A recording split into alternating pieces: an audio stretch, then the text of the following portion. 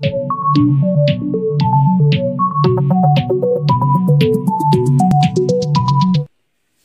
दोस्तों, अब हम आगे चलते हैं और पांचवा सम करते हैं जो प्रीवियस सम से थोड़ा थोड़ा सा ऊपर लेवल का है, लेकिन देखिए कितना आसान हो जाएगा। चलिए गाड़ी पे बैठिए, चलते हैं कहीं घूमने।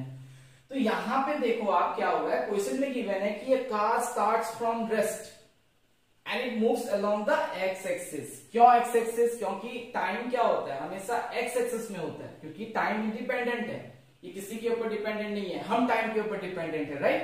टिक टिक टिक।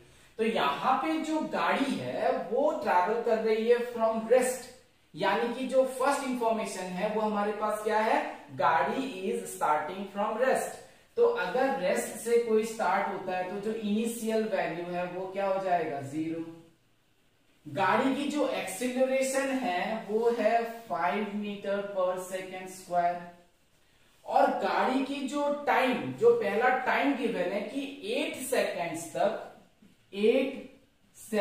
तक गाड़ी 5 मीटर पर सेकेंड स्क्वायर के रफ्तार से अपनी स्पीड को बढ़ा रही है, यानी कि प्लस बढ़ा रही है, राइट। ओके, अब देखो मुझे ये नहीं पता कि 8 सेकेंड तक या फिर 4 सेकेंड तक या फिर 6 सेकेंड तक गाड़ी की स्पीड कितनी रही होगी, या फिर गाड़ी ने कितना डिस्टेंस कवर करा होगा, राइट। क्योंकि क्वेश्चन में पूछा गया है कि 12 सेकेंड तक, जब रेस्ट पोजीशन से स्टार्ट होके 12 सेकेंड तक जब गाड़ी यहां पहुंच जाएगी तब उसने कितना डिस्टेंस कवर किया।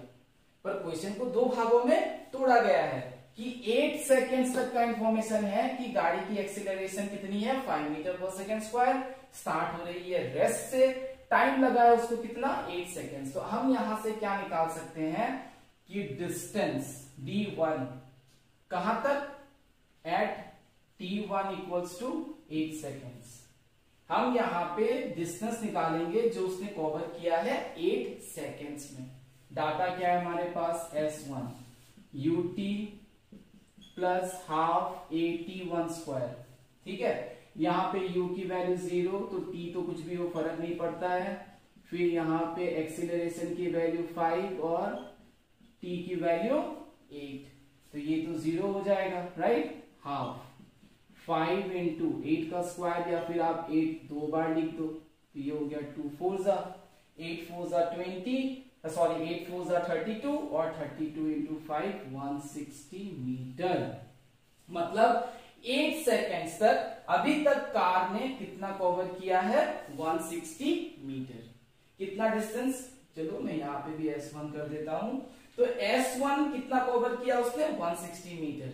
कंडीशन क्या था, 8 सेकेंड्स तक गाड़ी की एक्सीलरेशन 5 मीटर पर सेकेंड स्क्वायर है, गाड़ी स्टार्ट हो रही है रेस्ट पोजीशन से, इसीलिए मैंने u की वैल्यू यहाँ पे 0 डाली है। तो कम से कम मुझे 8 सेकेंड्स तक पता है कि 160 मीटर ऑलरेडी वो कवर कर चुका है। लेकिन मुझे क्वेश्चन में पूछा गया है कि 12 सेकेंड के बाद वो कितना डिस्टेंस कवर करेगा। तो आप देखो, अब मेरी गाड़ी यहां पहुंच गई, अब जो बाकी टाइम बचा है वो कितना बचा है, 4 सेकेंड्स। 4 सेकेंड्स मेरे पास और टाइम बचा है, लेकिन 8 सेकेंड्स के बाद गाड़ी की स्पीड अब कांस्टेंट हो जाएगी। तो मुझे पता तो होना पड़ेगा ना कि 8 सेकेंड तक गाड़ी की स्पीड कितनी हुई है, ताकि उसके बाद की स्पीड पता चले, राइट। कि 8 सेकेंड्स तक गाड़ी की स्पीड 40 मीटर पर सेकेंड है।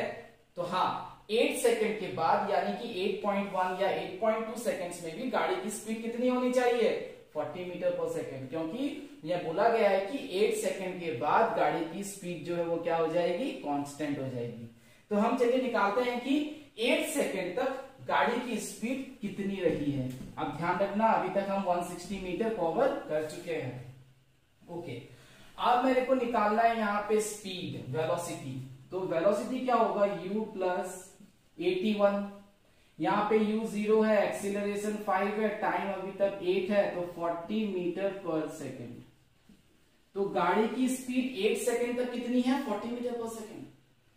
अब 8 सेकेंड के बाद गाड़ी की वेलोसिटी क्या हो गई है, कांस्टेंट। कितने टाइम के लिए, 4 सेकेंड के लिए, क्योंकि 8 के बाद 9 10 11 12 और 4 सेकेंड बाकी है।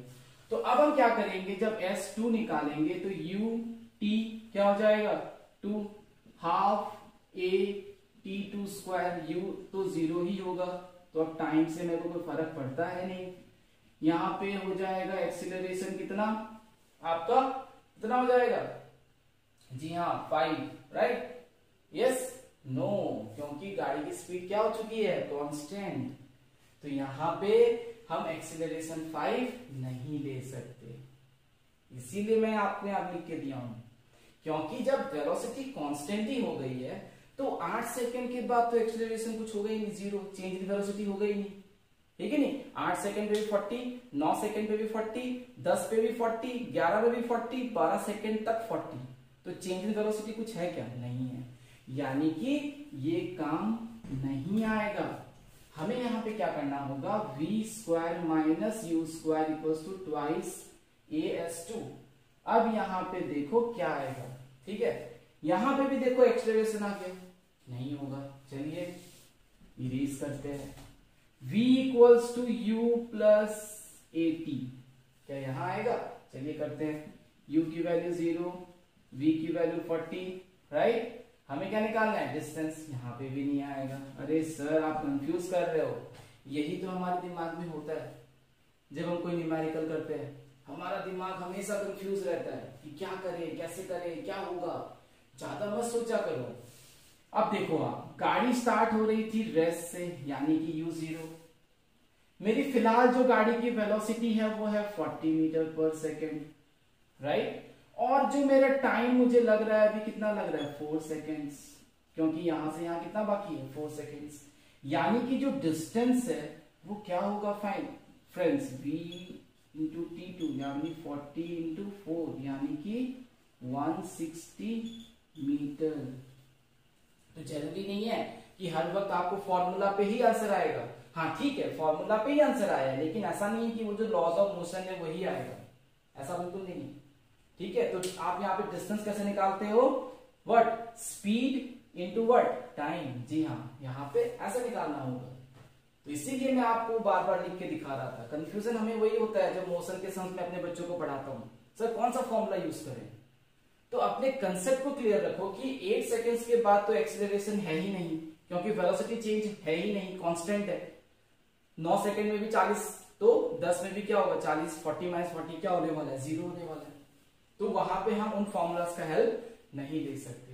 तो यहां पे हमने क्या पाया कि 8 सेकेंड्स तक 160 मीटर, फिर 8 से 12 सेकेंड्स तक कितना आया 160, तो दोनों को जब प्लस कर देंगे तो 320 मीटर उसने कवर किया है एट 12 सेकेंड्स। एट 12 सेकेंड्स उसने कितना कवर किया है 320 मीटर। तो आप सबसे पहले सिनारियो को समझो, उसके बाद आप उसको ध्यान से देखना उस पार्ट को। जनरली हम हमेशा करेक्ट चीजें दिखाते हैं। मैंने यहाँ पे कोशिश करी है कि हमारी सोच क्यों फंस जाती है, क्योंकि हम उन तीनों फॉर्मूलाज के पीछे भागते रहेंगे, ऐसा बिल्कुल नहीं है फ्रेंड्स। थोड़ा लॉजिकली भी सोचना बहुत जरूरी है, ठीक है। तो आई होप आपको समझ में आया होगा। Okay, thank you.